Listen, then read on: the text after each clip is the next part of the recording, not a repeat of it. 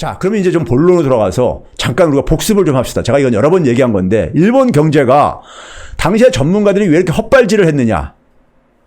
우리가 경제학자들 보게 되면 한 95%가 미국 경제학 박사라고 그러고요. 나머지 이제 5%가 유럽이나 일본에서 공부하신 분들이라고 흔히 얘기를 하는데, 미국 경제학 박사 중에 미국 경제 전문가가 거의 없습니다. 마찬가지로 제가 볼 땐 일본이나 유럽에서 공부해도 그쪽 사회 전문가들은 별로 없고, 주로 그러니까 연구를 외국 나가서 한국에 대한 연구를 많이 해가지고 옵니다. 특히 미국 박사들 같은 경우들이요. 그래서 일본 전문가라고 하더라도 일본을 제대로 모르면 일본 전문가일 수가 없는 겁니다. 근데 저는 우리 사회에 그러니까는 완전한 독립을 저는 이 지상 과제로 학문을 한 사람이다 보니까는 우리 그 한반도에 영향을 미치는 사회에 대해서는 뱃속까지, 그러니까 뱃속을 훤히 들여다볼 정도까지 알아야 되겠다는 생각으로 공부를 한 사람입니다. 특히 미국, 중국, 일본 이런 나라들에 대해서는요. 예? 그걸 공부한 이유가요. 예? 그들의 뱃속까지 훤히 들여다볼 수 있어야지만이, 그런 실력이 있어야지만이 우리가 그런 강대국들 속에서 그러니까 우리가 분단을 극복하고 완전한 독립을 쟁취할 수 있다는 이 믿음을 가지고 있기 때문에 한평생을 그런 생각으로 공부를 해왔습니다. 공부를 해왔기 때문에 제가 일본에서 공부 안 했어도 일본 경제에 대해서는 그러니까 제가 뱃속을 훤히 들여다볼 정도로까지 제가 알았기 때문에 이런 자신 있는 얘기를 할 수 있었던 것이에요. 이길 수 있다. 자, 그걸 이제 보여드리도록 할게요. 시간이 많이 흘렀네 벌써요. 자, 일본의 그 잃어버린 20년, 우리가 90년대를 잃어버린 10년이라고 하죠. 그리고 2000년대 들어와서도 회복이 안 되면서 잃어버린 20년을 얘기를 했었어요. 그러니까 1992년부터 2012년까지 일본의 GDP가 변화가 없어요. 그러니까 경제 규모가 그러니까 하나도 증가하지 않았다고 해가지고 잃어버린 20년을 얘기하는 건데, 이 잃어버린 20년의 출발점을 많은 전문가들은 언제로 얘기하냐면은 90년대 초에 일본의 그러니까 자산시장, 특히 부동산 시장과 주식시장의 거품이 꺼지면서 자산 거품의 붕괴가 일어나면서 생긴 걸로 많은 사람들은 알고 있어요. 그게 아닙니다. 그게 아니에요. 우리나라의 분기점은 외환위기 이후가 아니라 1992년이라고 얘기하듯이 일본의 중요한 분기점은요, 70년대입니다. 70년대예요. 70년대 어떤 일이 있었느냐? 일본 경제도 60년대까지만, 71년까지만 하더라도 연평균 성장률이 10%씩 가고 그랬었어요. 두 자릿수로요.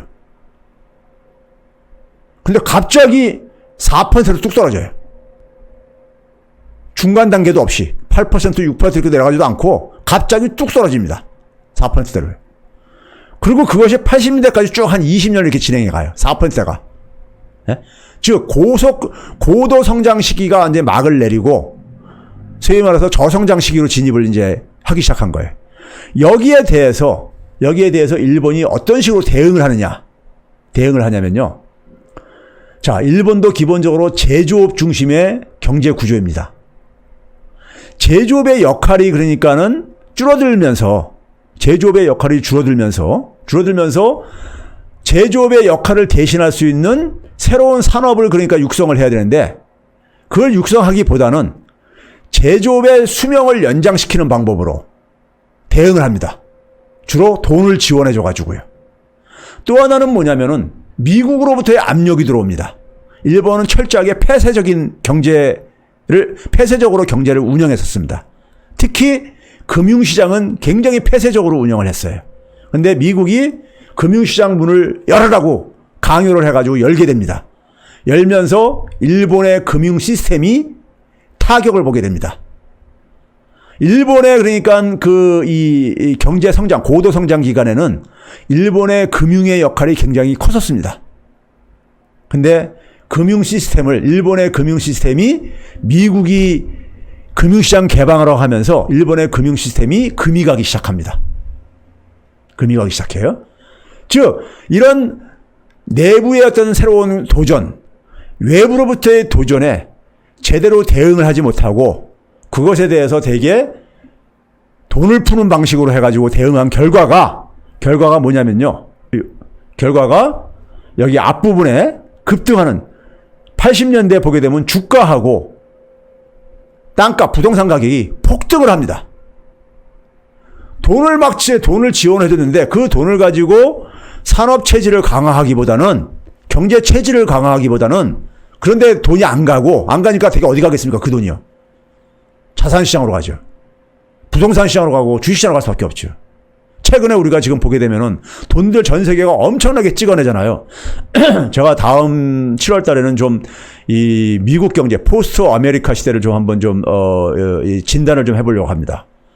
미국이나 유럽 경제가 일본화가 될 가능성이 보이고 있기 때문에 이것도 여러분들이 좀 알아둬야 될 하나의 정보일 것 같아서 하려고 하고 있는데, 지금 미국이나 유럽이 돈을 엄청 풀어내고 앉았잖아요. 근데 그게 다 어디로 가고 있습니까? 주식시장으로만 가고 앉았어요. 그렇죠? 정작 돈이 필요한 가계, 중산층과 서민층, 그리고 중소기업들한테 가기보다는 대개가 이게 자산시장으로 막 들어가면서, 예?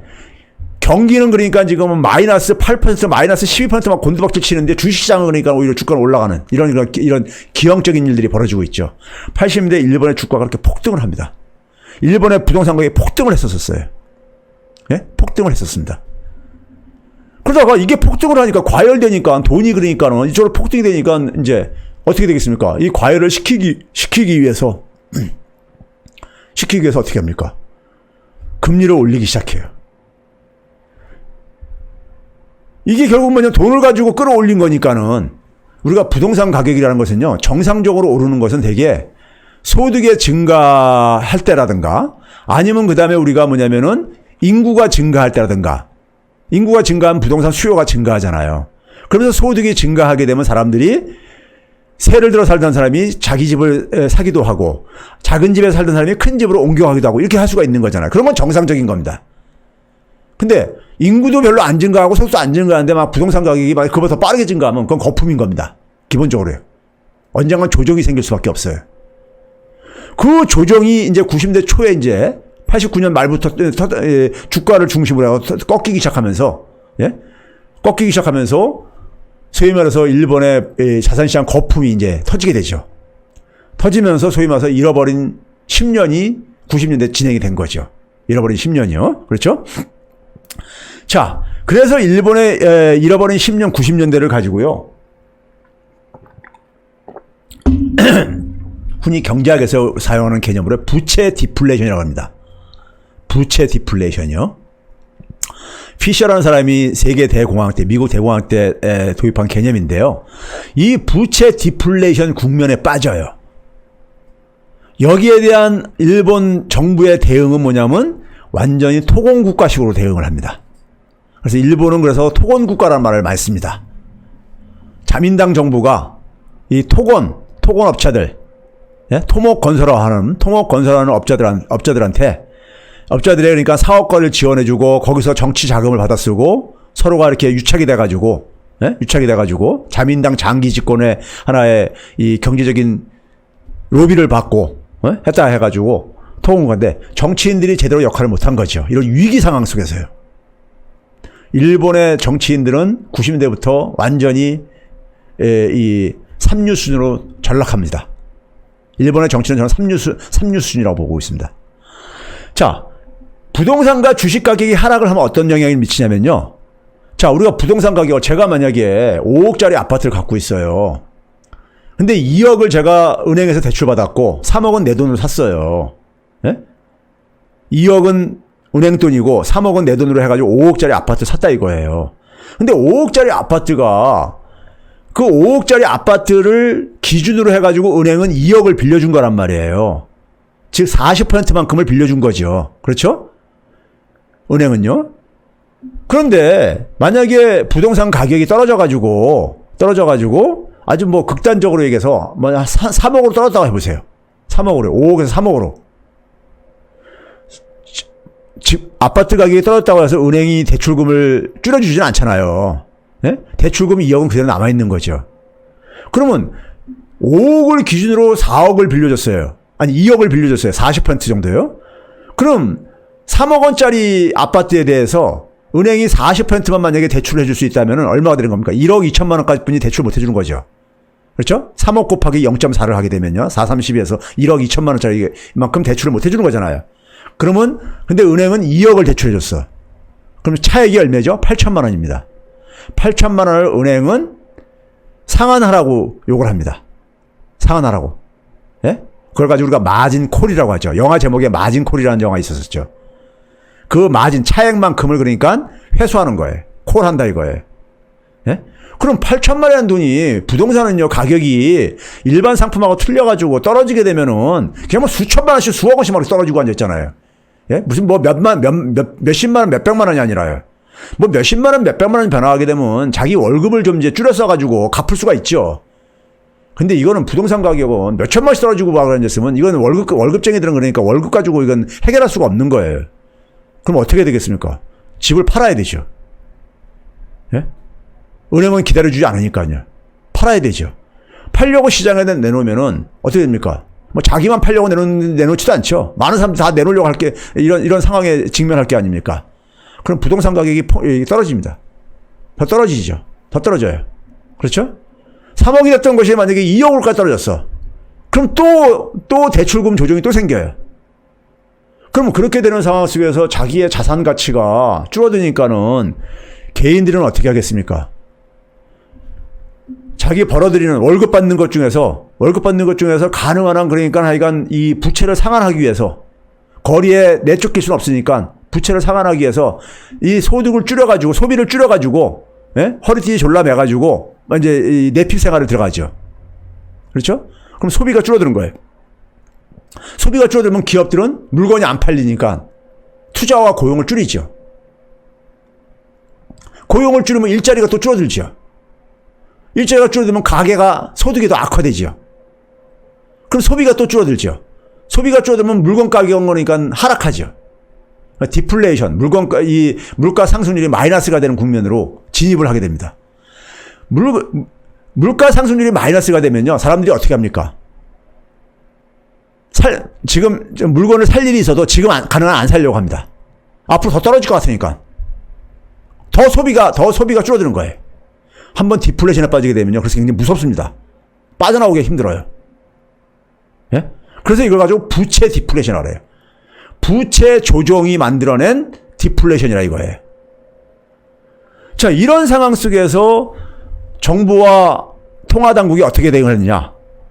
정부는 주로 뭐냐면 이제 토목건설 사업에다가 재정을 막 투입합니다. 중앙은행은 일본은행은 그러니까 이제 금리 낮추고 돈 지원해줘가지고 기업들 그러니까 연명시키기 위해서요. 하는 과정 속에서 하다 보니까 토목건설 사업을 가지고 당시에 일본은 이미 1인당 국민소득이 3만 달러가 넘었던 나라입니다. 3만 달러 넘는 나라에서 토목건설 사업으로 좋은 일자리 안 나와요. 우리 이명박 정부 때 4대강 사업을 가지고 2만 달러 됐는데도 우리가 좋은 일자리 안 나왔잖아요. 예? 토목건설 사업이 일자리를 만드는 것은 저기 몇천 달러 될 때 이게 저기 일자리인 거고요. 토목건설 사업 가지고 그러니까는 수만 달러 될 때는 안 나와요. 좋은 일자리가요. 예? 그러니까 토목건설 사업을 하다 보니까 토목건설 업체들은 좋죠. 돈 벌 기회가 생기니까요. 그렇죠? 그 돈 벌 기회 생긴 돈 버는 돈 가지고 일부는 또 정치 자금으로 또 자민당에 기부를 하고요. 예? 그러면서 자민당의 집권을 뒤로 이제 그러니까 지원을 해준 거고요. 그럼 그런 상황 속에서 금리를 이제 바닥까지 내리고 그러니까 어떻게 됩니까요? 좀비 기업들이 생깁니다. 좀비 기업들이요. 자, 우리가 금리가 3%이면요. 기업은 예를 들어서 자기가 그 돈을 빌려가지고 3% 이상 수익을 내야지만이 생존할 수 있는 거잖아요. 그렇죠? 근데 금리가 0%이면요. 수익을 하나도 못 내도 생존할 수 있다는 얘기예요. 지금 뭐냐면 수익성이 낮은 기업들이 수명이 연장되는 거예요. 소위 말하는 좀비 기업들. 예? 그러니까 경제 전체적으로 생산성이 떨어지는 거예요. 그러니까요. 경제 전체적으로 생산성이 떨어지니까 성장도 둔화되지죠. 그럼 또 금리도 못 올려요. 악순환고리가 만들어지는 거예요. 악순환고리가요. 이게 이제 일본화 현상인 겁니다. 자, 봐보세요. 일본에 그래서 여기 보시게 되면 90년대 초부터 실업률이 쫙 올라가잖아요. 예?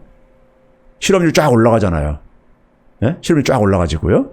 그 다음에 뭐냐면 국가 부채가 일본도 90년대 초까지만 하더라도 60%대 초였었어요. 근데 90년대 10년을 치르면서 국가 부채가 2배 이상으로 올라가져요. GDP 대비입니다. 이거 물론 GDP 대비요. 예? 135%까지 올라가져요. 예? 왜? 토목건설 사업을 때려였는데 이게 그러니까 별로 그러니까는 이게 경제를 그러니까 회복시키지는 않고 낭비성으로 다 이게 소모된 거예요. 이명박 정부 때 4대 강 사업 22조 원. 그냥 날린 거잖아요. 그게 무슨 우리나라 경제 회복에 무슨 도움이 됐습니까? 예? 그런 거랑 마찬가지인 거예요. 그렇죠? 그러면서 소위 말해서 일본의 자민당 정치인들은 자기가 그러니까 권력 유지하는 게 중요한 거고, 예? 거기에 이제 그러니까 토건업들과 같이 유착돼 가지고 이런 짓을 했던 것이고요. 그래서 잃어버린 10년 동안의 막대한 국민 혈세를 가지고 정치 권력들이, 그러니까 특정 권력들이 그러니까 자신들의 정치 권력을 유지하는 데 그러니까는 이게 그러니까 사용됐다는 점에서 일본의 정치 굉장히 국가는 지금 위기에 빠져 있는데, 예? 잃어버린 10년이 겪을 정도로 위기에 빠져 있는데 이런 짓들을 하면서 이 10년을 낭비한 겁니다. 그 일본의 이 국가 부채의 내용을 보게 되면요. 위에 회색이 뭐냐면 건설 국채예요. 지금 토목건설 사업하기 위해서 발행한 정부 채권이라는 얘기예요. 예? 거기에 자금 조달하기 위해서. 밑에 까만색은 뭐냐? 적자국채. 이건 뭐냐면요. 빚이 자꾸만 늘어나니까는 정부가 그러니까는 이 부채를 상환해야 되잖아요. 상환할 돈을 마련하기 위해서 발행한 채권인 거예요. 예? 그러니까 악순환고리가 이미 만들어졌다는 얘기죠. 예? 만들어졌다는 얘기죠. 자, 그 다음에 이제 우리가 그러고 나서 잃어버린 10년을 지나고 나서 일본이 뒤늦게 이제 무슨 짓을 하냐면요. 이 좀비 기업들을 구조조정하지 않으면은 일본 경제가 살아나기 힘들겠구나. 뭐 이런 얘기가 계속 나오고 그러니까요. 그런데 이제 이 구조조정이라는 것은요. 우리 구조조정하게 되면 굉장히 우리가 불안감이 많이 떠오르죠. 대량 실질 사태가 생기고 막 이런 것들을 가잖아요. 구조조정이라는 건 이런 겁니다. 좀 비유해서 표현한다면요. 사람이 우리가 운동을 안 하고 이 섭생, 즉 뭐냐면 음식을 먹는 것도 그냥 우리가 패스트푸드 같은 걸 막 먹고 이렇게 지내고 그래 보세요. 그럼 어떻게 됩니까? 살도 찌고 건강도 나빠지고 그래서 우리가 소위 말해서 당뇨도 생긴다거나 아니면 고지혈증도 생긴다거나 혈압도 올라간다거나 이렇게 될 게 아닙니까? 그렇죠? 이런 상태였던 거예요. 이 좀비 기업이 득실득실 한다는 얘기는요. 근데 그러면 거기서 이제 건강하게 바꾸려면 어떻게 되겠습니까? 일단은 살을 빼야 되겠죠. 살을 빼야 돼요. 군살을 좀 빼야 될 게 아니겠습니까? 몸을 가볍게 해야 될 게 아니겠습니까? 자, 살을 빼게 되면은 그냥 살만 빼면 어떻게 됩니까? 살만 빼면 건강해집니까? 아니죠. 사람이 체력이 약해지잖아요. 힘이 없잖아요. 그렇죠? 살도 빼면서 동시에 운동도 해가지고 근육질로 좀 만들어야 되잖아요. 그리고 음식 습관도 바꿔가지고 건강한 식생활로 좀 바꿔야 되잖아요. 즉 경제도 마찬가지입니다.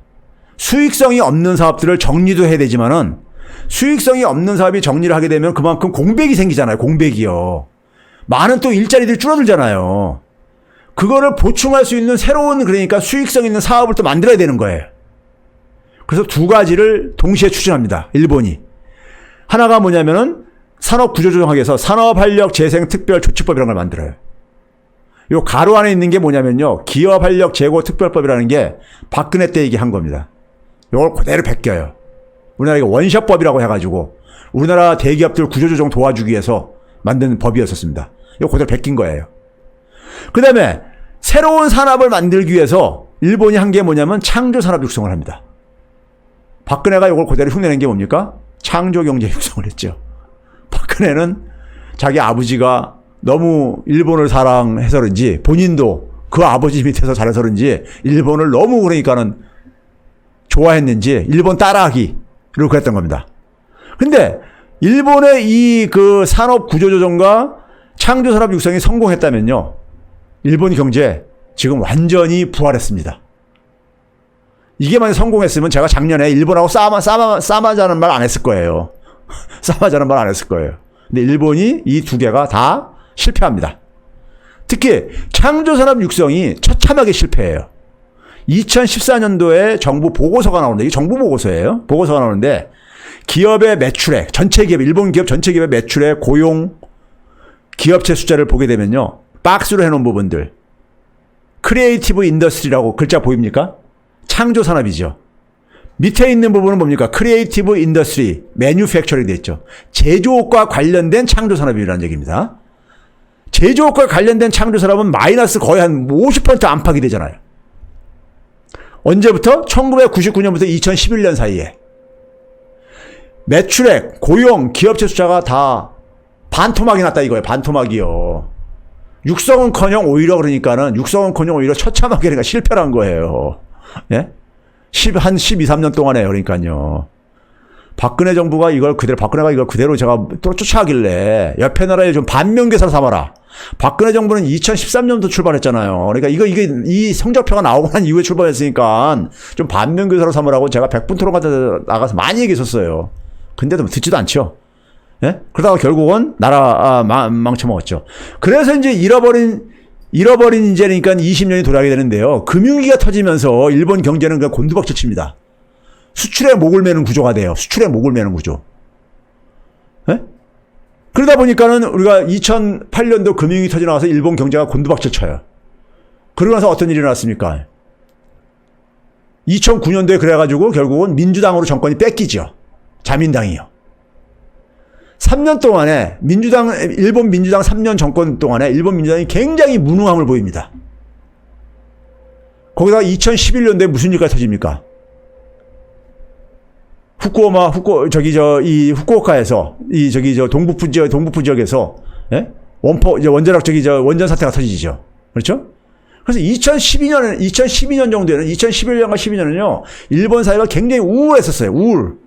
경제도 안 좋지. 그다음에 뭐냐면 소위 말해서 원전 사태도 터졌지. 예? 그 전 국토가 그러니까 뭐 방사능 오염 뭐 이런 얘기가 나오고 앉아있지. 그러니까요. 우울한 상황이 됩니다. 이런 우울한 상황 속에서, 극단적으로 우울한 상황에서는요, 대개 뭐가 가냐? 포퓰리즘이 등장을 합니다. 그 포퓰리즘을 등에 업고 등장한 게 바로 아베였던 거예요. 궁극주의. 자민당 정부는 보수 세력이지만은 자민당에도 여러 컬러가 있는데 아베 세력들은요, 극우 궁극주의 세력입니다. 저기 유럽의 나치라든가 파시스트라든가 이런 세력들과 비슷한 애들이에요. 예? 이거는 그냥 일반적인 보수 정치 집단이 아닙니다. 아베 정치 집단은요. 여러분들 그걸 알아셔야 돼요. 독일의 나치라든가 이탈리아의 파시스트라든가 이런 애들 비슷한 애들이에요. 예? 정상적인 보수가 아니라고요. 그러니까요. 예? 자, 그래서 아베가 딱 이제 아베 시대가 열리죠. 2012년 말에 박근혜 정부하고 똑같이 출범합니다. 똑같은 시기에 출범을 해요. 2012년 12월 달에 총선을 해가지고 민주당이 참패를 하고 정권 뺏기죠.